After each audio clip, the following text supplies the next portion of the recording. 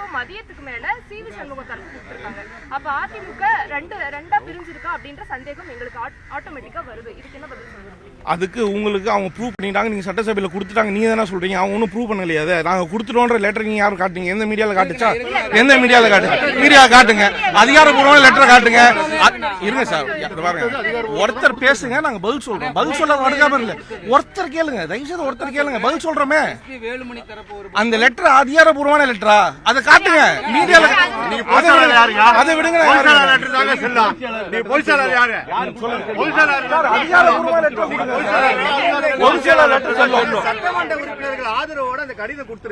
அதிகாரப்பூர்வமான லெட்டர் அதிகாரப்பூர்வமான லெட்டர் இருந்தா அது பதில் சொல்லாது. அதிகாரப்பூர்வம் அது நீங்க சொல்றீங்க,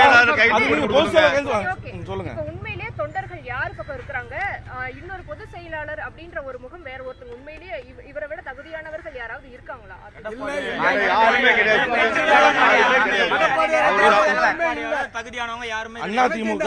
அதிமுக எடப்பாடியார் தலைமையில 1.25 கோடி ஓட்டு இந்த தலைமையை நம்பி போட்டிருக்கான். தமிழ்நாட்டுல 1.25 கோடி ஓட்டு போட்டிருக்கான். பொதுமக்கள் இந்த தலைமையை நம்பி போட்டிருக்கான். வேற எவனை நம்பியும் போடல, இந்த தலைமையை நம்பி போட்டிருக்கான். நீங்க எல்லா மீடியா சொல்ற மாதிரி இந்த அலையில ஒரு தனிப்பட்ட நபர், தனிப்பட்ட உழைப்பு, எந்த ஒரு மீடியா ஒரு வேல்யூ கிடையாது.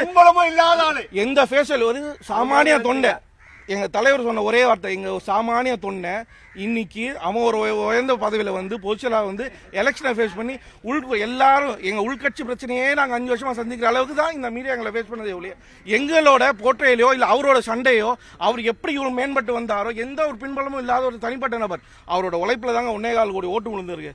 அதுக்கு மரியாதை கொடுப்போம். அதிமுக தொண்டை அதுக்காக உழைப்பாங்க. அதுல எந்த ஒரு மாற்று கருத்துமே கிடையாது. தரப்பு கொண்டுட்டு வராங்கன்னா தொண்டர்கள் ஏத்துப்பாங்களா? ஏத்துக்க மாட்டோங்க. எதுக்காக 1.25 கோடி பேர் யாருக்கு ஓட்டு போட்டிருக்கா? பொதுச்செயலாளர் நம்பி தானே ஓட்டு போட்டிருக்கா. அந்த மக்களுக்கு நாங்க மரியாதை கொடுக்கணும்ல, அந்த மக்களுக்காக தான் உழைக்க கொடுத்துருக்காங்க. நாங்க எதிர்கட்சியோ ஆளுங்கட்சியோ இல்ல ஒண்ணுமே இல்லாம இருந்தாலும் அடிப்பட்ட தொண்டை அந்த 1.25 கோடி மக்களுக்காக உழைப்பாங்க. அது எடப்பாடியார் தலைமையில கண்டிப்பா உழைப்பாங்க. அவங்கள யாரு சார் தூண்டி விடுறது? அவங்கள யாரு தூண்டி விடுறாங்களா இல்ல பேக்ரவுண்ட்ல யாராவது அவங்களுக்கு இது பண்றாங்களா? அது உங்களுக்கு தெரியாதா? பத்திரிக்கை எதுக்கு வச்சிருக்கீங்க? அது உங்களுக்கு தெரியும். நீங்களே உங்களை கேள்வி கேட்டுக்கோங்க. அதிமுகவில் யாரும் கலையிற உள்ளங்க, அதிமுகவில் யாரும் கலையிற உள்ள. இது விஷப்பிரச்சனை. இது வேற ஒருத்தன் எவ்வளவு கலையிற விடுறா அதுக்கு இது பணியாறாங்க. அதுக்கு இது ஒரு கிடையாதுங்க. இது அரசியலுங்க. இங்க ஒப்பாரிக்க வேலையே கிடையாதுங்க. அரசியல்ல பாம்பு தாங்க. எல்லா கொத்த தான் செய்வோம், வாங்க தான் செய்வோம், திரும்பி கொத்த தான் செய்வோம். இது ரொம்ப சாமானியமான விஷயங்கள். தாவேக்கா நீங்க குதிரை பேரத்தில் ஈடுபடல நீங்க சொல்ல முடியுமா?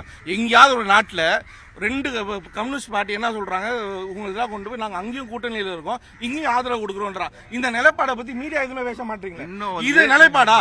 இது ஒரு நிலைப்பாடா? ஒரு சாமானிய நிலைப்பாடா? எந்த ஒரு நிலைப்பாடுமே கிடையாது. எப்படி சாமானிய நிலைப்பாடா இருக்க முடியும்? கம்யூனிஸ்ட் கட்சி கூட்டணி கட்சியில் யாரோட ஓட்டு வாங்கின? திமுக ஓட்டு போட்டான், திமுக உழைச்சான், திமுக செலவு பண்ணான். அந்த ஓட்டு தான் நீ வாங்கி வந்திருக்க. இப்ப நீ தீய சக்தி தூய சக்தி ஆயிடுமா? இது நம்பர் கேம்ல எப்படி? இது நம்பர் கேம்ல எப்படி?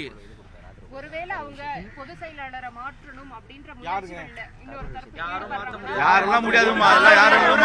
அதெல்லாம் முடியாது. தொண்டர்கள் யாரும் அவங்களோட போல, அவ்வளவுதான்.